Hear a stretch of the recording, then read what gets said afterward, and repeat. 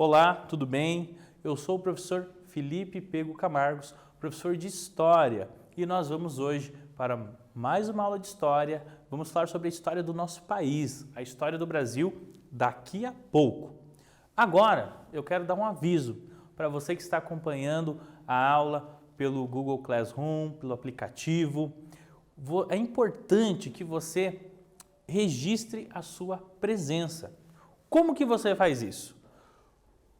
Clique na aula e, principalmente, clique na atividade e preencha essa atividade e responda enviando a atividade. Assim você garante que você participou, que você assistiu, enfim, você garante a sua presença. Então não esqueça disso.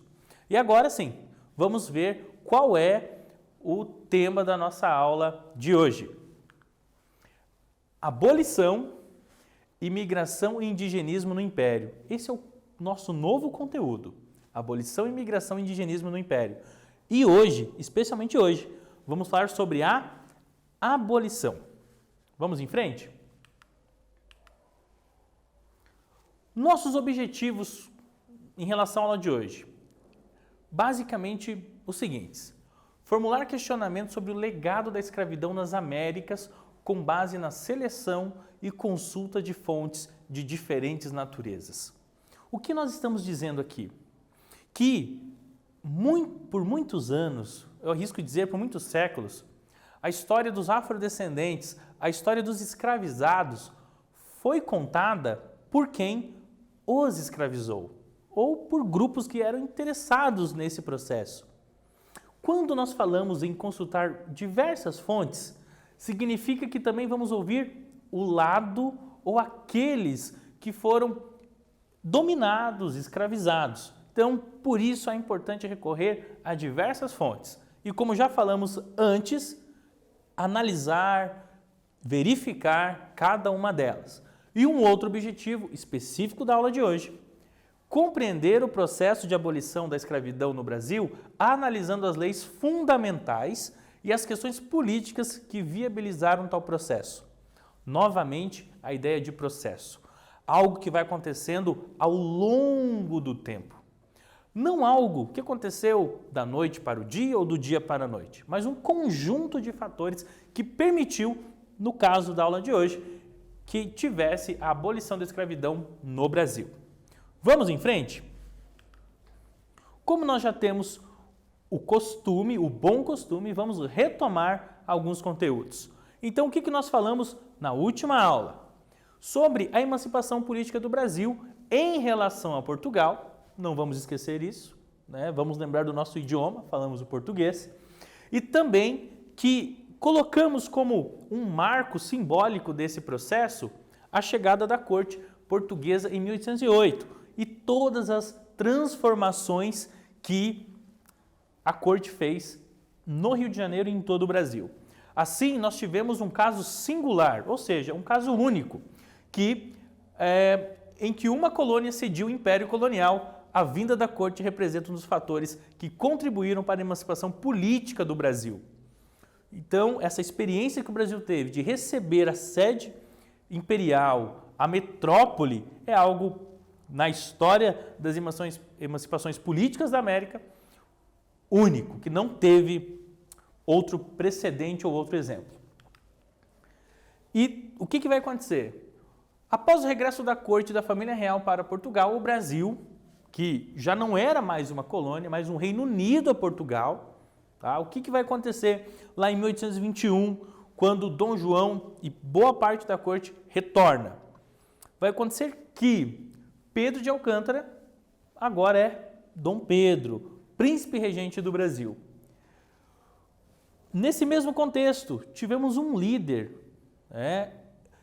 da elite econômica e intelectual brasileira, José Bonifácio, que teve todo um trabalho de reunir, organizar essa elite brasileira para que Dom Pedro permanecesse no Brasil, uma vez que Portugal estava exigindo o seu retorno.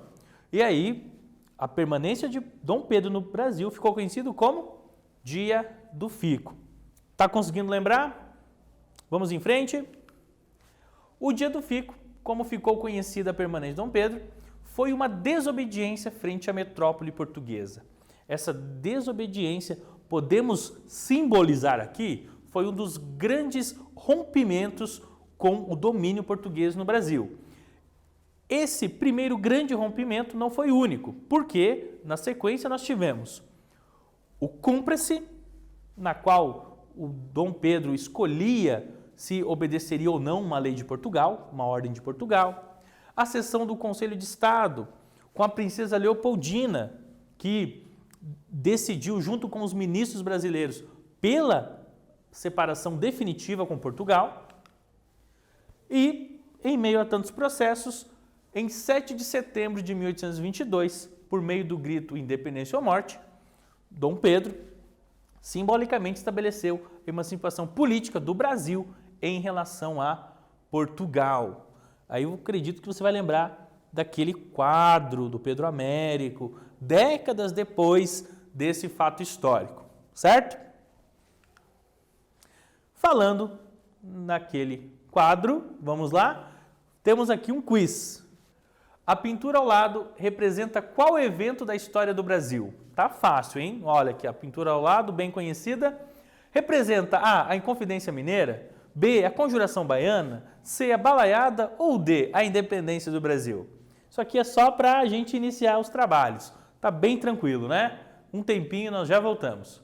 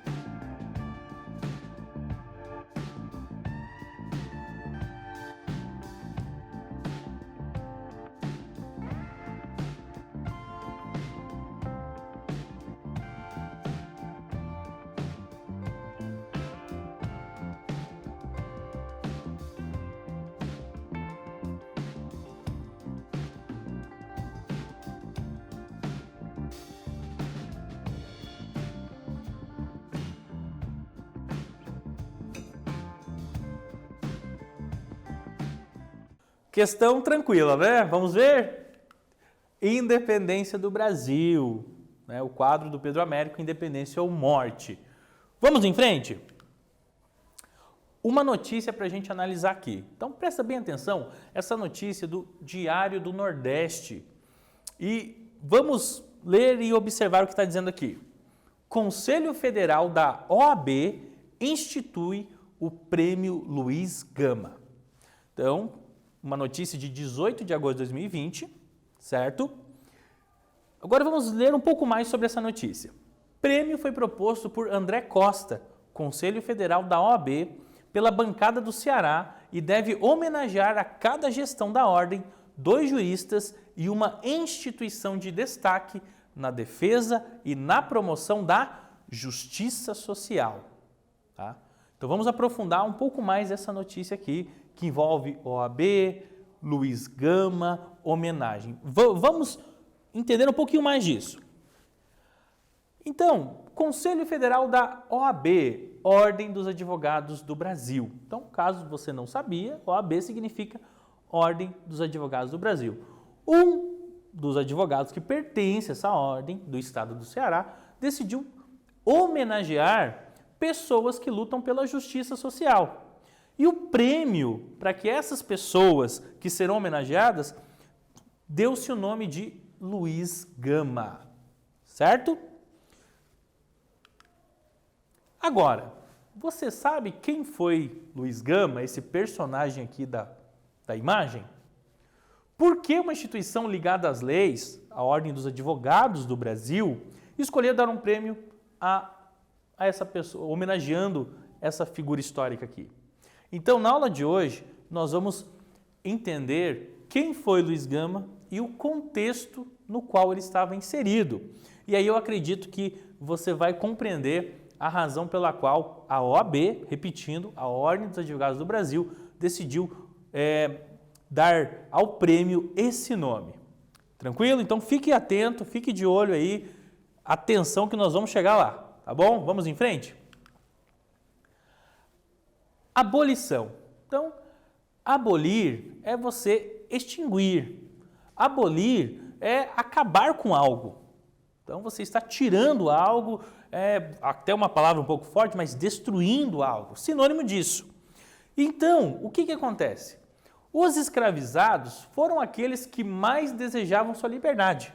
Assim, resistiam à escravização, desobedecendo seus senhores, revoltando-se contra os abusos dos senhores, fugindo e formando quilombos. O processo de escravidão no Brasil, que durou séculos, podemos dizer que 4 séculos, em mais de 300 anos, esse processo de escravidão, ele foi muito abusivo.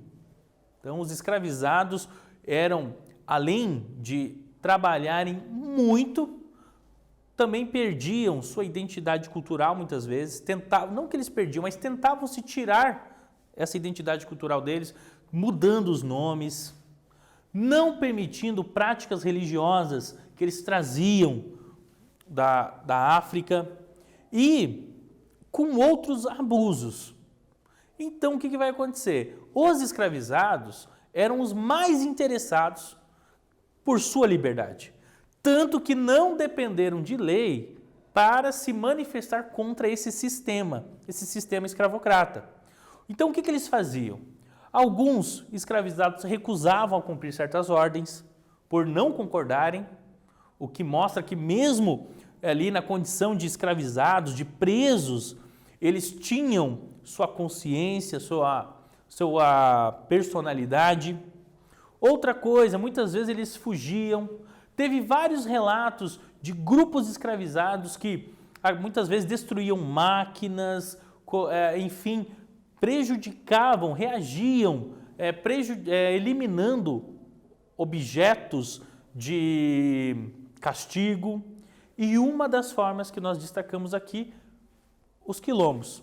Os quilombos que, além de um refúgio dos escravizados, um refúgio no qual eles poderiam viver de maneira livre, também garantia que suas identidades culturais, suas práticas religiosas, suas crenças, seus costumes pudessem ser mantidos.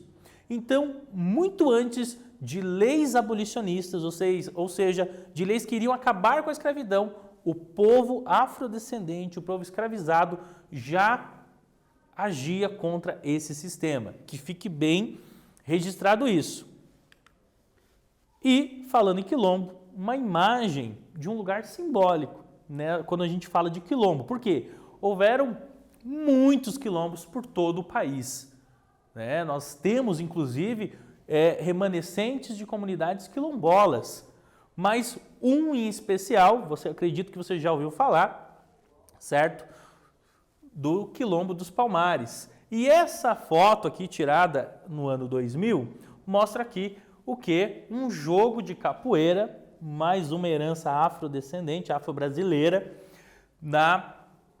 no Parque Memorial Quilombo dos Palmares, União dos Palmares, Alagoas, Brasil. Então aqui a gente tem, falando em quilombo, esse símbolo para a história da resistência africana que foi Palmares. Tranquilo? Vamos em frente? Além da resistência dos próprios escravizados, o Brasil contou com um movimento abolicionista. E, como você já sabe o que significa abolição, ou seja, acabar com algo, retirar algo, o que vai acontecer? Esse movimento abolicionista ele vai atuar em duas frentes. Então, vai ter as críticas ao sistema escravista por meio de panfletos, de charges, e vai ter também a crítica ao sistema escravista por meio de passeatas, de manifestações, de comícios, de debates. Então, junto com os próprios escravizados, os abolicionistas, e lembrando, tiveram abolicionistas afrodescendentes e abolicionistas brancos também, engajados para que tivesse o fim da escravidão. E o que vai acontecer? Entre os principais abolicionistas nós temos, foram muitos, selecionamos alguns nomes apenas. André Rebouças, José do Patrocínio, Joaquim Aurélio Barreto Nabuco de Araújo, mais conhecido como Joaquim Nabuco, e também o advogado Luiz Gama. Acho que você vai lembrar desse nome, né? Luiz Gama, nós falamos um pouquinho sobre ele, você viu a imagem. E quem foi Luiz Gama? Que foi uma pergunta que a gente fez agora há pouco. Filho de português e mãe negra, Luiz Gama foi vendido pelo próprio pai como escravizado em São Paulo. Coloque-se no lugar do outro. Tenha um pouquinho de empatia, considerando todo o contexto.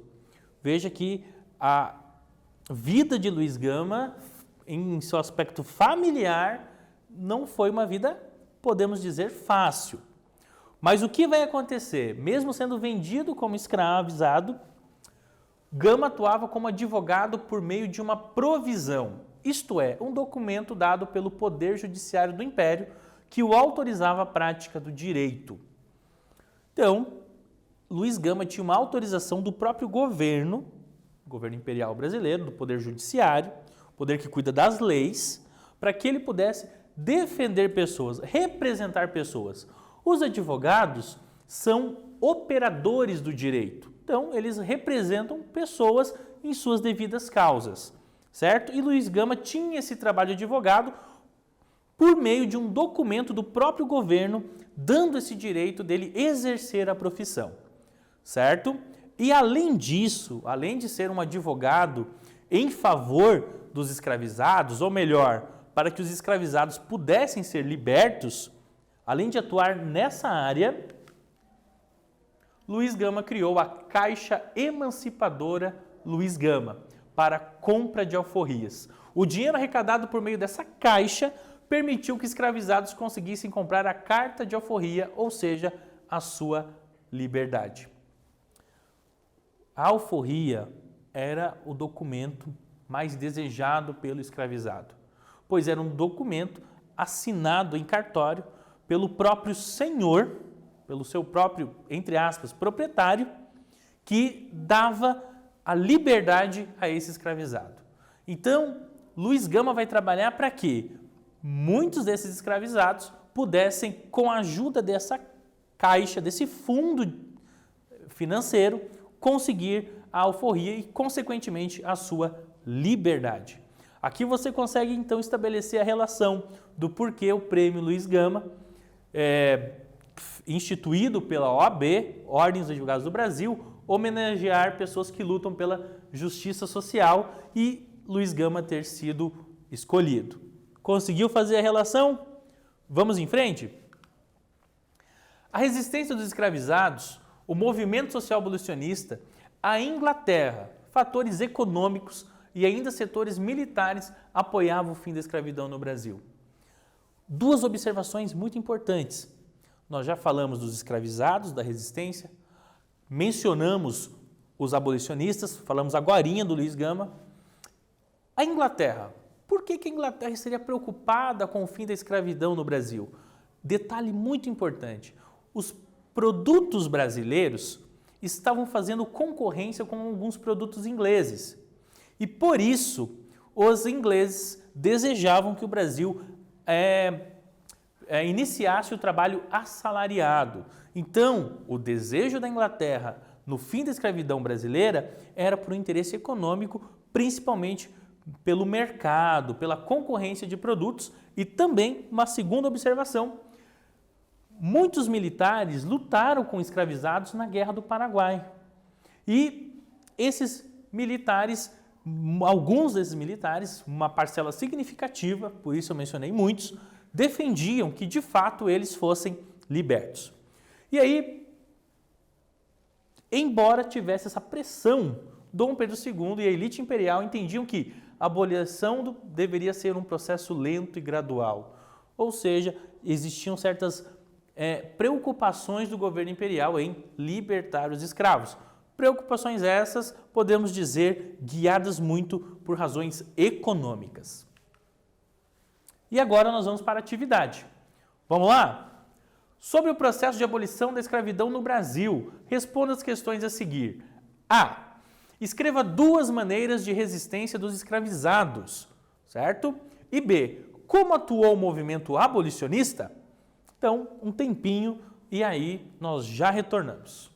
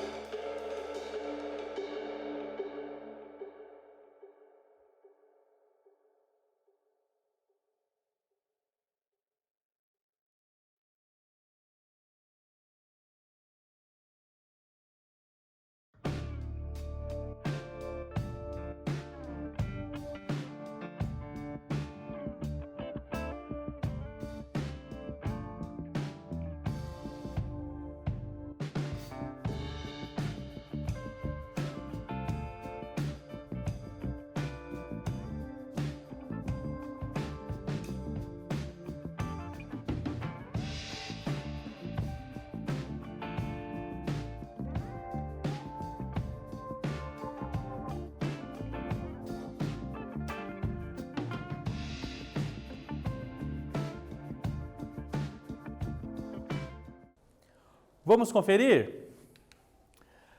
Duas maneiras. Vamos lá? Poderiam ser duas entre essas daqui, tá? Desobediência aos senhores, revolta contra os abusos senhoriais, fuga, formação de quilombos, liberdade e preservação da cultura africana. Então, se você respondeu duas entre essas, a resposta está correta. Vamos para a próxima? O movimento abolicionista atuava de maneira teórica, intelectual, escrevendo panfletos, produzindo charges, bem como de maneira prática, maneira social, promovendo passeatas e realizando comícios. Então, com essas questões aqui, nós reforçamos aquela ideia de que o próprio processo de abolição da escravização no Brasil se deu por iniciativa dos próprios escravizados, também do movimento abolicionista e outros fatores que nós já mencionamos. Vamos agora focar aqui nas leis abolicionistas, ou seja, o movimento político que teve em favor da abolição da escravidão, uma abolição que foi lenta e gradual, como desejava a elite imperial, mas que envolveu também fatores econômicos, como já foi mencionado também a pressão externa, em especial da Inglaterra, pelo final da escravidão no Brasil, pelo fim da escravidão no Brasil. Vamos começar aqui pela Lei Eusébio de Queiroz, que proibiu o tráfico de escravizados da África para o Brasil. Na prática, estava proibida a entrada de escravizados nos portos brasileiros. Ressalta-se que o comércio entre as províncias continuava sendo permitido. Podemos dizer que o primeiro golpe sobre a escravidão no Brasil, em termos políticos oficiais de lei, foi a Lei Eusébio de Queiroz, pois não permitia a entrada de novos escravizados. Entretanto, não podemos esquecer de um detalhe muito importante. Entre as províncias, o comércio de escravizados permanecia e também não podemos esquecer que os filhos de escravizados nasciam escravizados. Então, essa lei, ela é significativa, ela é importante, mas tem essa ressalva na história do Brasil. Mas já foi o primeiro passo lá em 1850, pelo fim, nesse processo de fim de escravização no Brasil. Continuando, Lei do Ventre Livre. Então, de 1850, certo? Agora vamos para uma lei de 1871, certo? 2 décadas depois. Os escravizados nascidos a partir da data de assinatura da lei, 28 de setembro de 1871, eram livres. Porém, olha essa liberdade. Até os 8 anos, a criança deveria ficar sob a autoridade do senhor. E o senhor proprietário decidir. Então, olha só, até os 8 anos fica com o senhor. E esse senhor decide se ele libertava a criança definitivamente e recebia uma quantia, uma multa. Em outras palavras, se ele libertasse aos 8 anos, ele ainda ganhava dinheiro por isso, ou permanecia com os serviços dela até os seus 21 anos. Então, a lei do ventre livre, embora importante nesse processo, garantia a efetiva liberdade, podemos dizer, a partir dos 21 anos. Antes disso, ia depender do próprio senhor, do próprio, entre aspas, proprietário do escravizado. E agora, em 1885, ou seja, depois da Lei do Ventre Livre, tivemos a Lei dos Sexagenários. Essa lei, aprovada por Dom Pedro, tornava livre os escravizados acima de 60 anos. Mas, porém, como está destacado aqui, veja que essa lei, até é algo estranho falar isso, mas essa lei não era tão justa assim. Por quê? Exigia uma indenização por meio de trabalho de 3 anos dos mesmos, ou seja, libertava, mas ao mesmo tempo ainda pedia mais trabalho do escravizado. E um outro detalhe muito importante que a gente destaca aqui, qual é? É que era raro os escravizados chegarem aos 60 anos ou mais. E mesmo que eles estivessem bem de saúde depois dos 60 anos, 63 anos, temos outro detalhe. Eles não tinham amparo, ou seja, a lei não previa nenhuma proteção ou nenhum auxílio a esses escravizados libertos. A grande questão é, estou livre, mas vou para onde agora? Então, questões que a gente precisa analisar nesse processo de abolição do Brasil. No Brasil, melhor dizendo. Continuando, aqui nós temos uma fonte que é a edição 413 da Revista Ilustrada, em 1885, certo? No ano da lei. E é o que nós chamamos de fonte primária. E o que vai acontecer? Aqui nós temos uma crítica sobre essa lei dos sexagenários e um de seus redatores, né, o conselheiro Saraiva, que foi favorável a essa lei, que escreveu essa lei. E aqui nós temos a crítica mostrando que essa lei estava nem tanto por libertar, mas por matar mesmo, por levar à morte os escravizados acima de 60 anos. E então, estamos chegando agora ao contexto da última lei ou da principal lei para a abolição da escravidão no Brasil. Estamos chegando aqui no contexto de 1888. No dia 13 de maio de 1888, a princesa Isabel e seus conselheiros assinaram a Lei Áurea, declarando extinta a escravidão no Brasil. E, por favor, reforçamos aqui, não foi um ato de bondade, mas um ato de pressão interna, pressão externa, que levou a princesa e os políticos da época, aqui no Brasil, a extinguirem a escravidão oficialmente, definitivamente. E aqui uma outra fonte histórica, certo? Vamos observar esse cartaz aqui. Cartaz do acervo do Arquivo Nacional do Brasil, feito em 1888, mais uma fonte primária, uma fonte do período, por uma fábrica de tecidos em que, diante de uma bandeira do Império do Brasil, mostra um cidadão branco e um cidadão negro se cumprimentando pelo fim da escravidão no Brasil. E aqui, né, o número da lei, a Lei Áurea, de 13 de maio, e embaixo, agora sim, né, apesar da, entre aspas, da boa intenção da fábrica, né, nós conseguimos extrair daqui que você consegue perceber a diferença que a própria fábrica coloca entre o cidadão branco e agora o liberto, o livre cidadão negro, por exemplo, no calçado, né, que o branco tem o calçado e o negro, o liberto, não tem. Então, coisas que a gente faz a crítica do fato histórico. Muito bem, os escravizados foram libertos, oficialmente falando, politicamente falando. Agora, vão fazer o quê? O que fazer com a liberdade? Essa foi uma pergunta que muitos escravizados fizeram naquele período da lei, da abolição. Por quê? A lei não veio acompanhada de políticas públicas e ações que pudessem efetivamente integrar os afrodescendentes libertos ao exercício pleno da cidadania.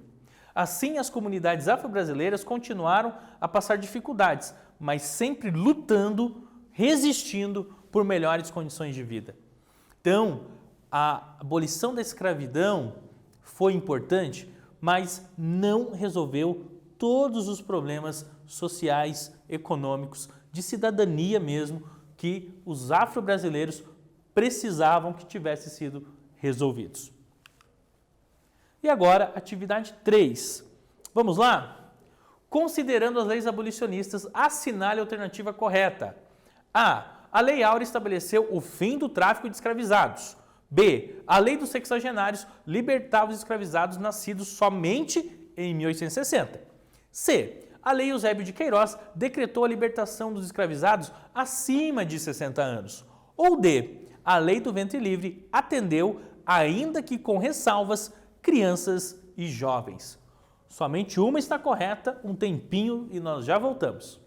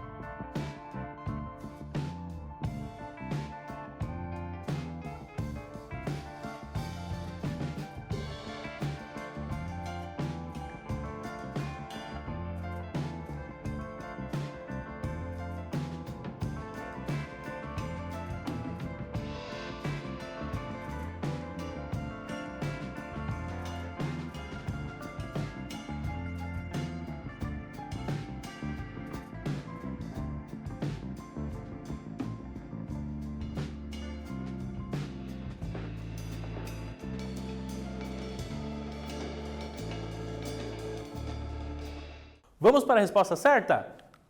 A lei do ventre livre atendeu, ainda que com ressalvas, crianças e jovens. Espero que você tenha acertado. E o que nós aprendemos na aula de hoje? Primeiro, que o processo de abolição da escravidão no Brasil foi algo longo e difícil. Vários atores estiveram lutando por isso.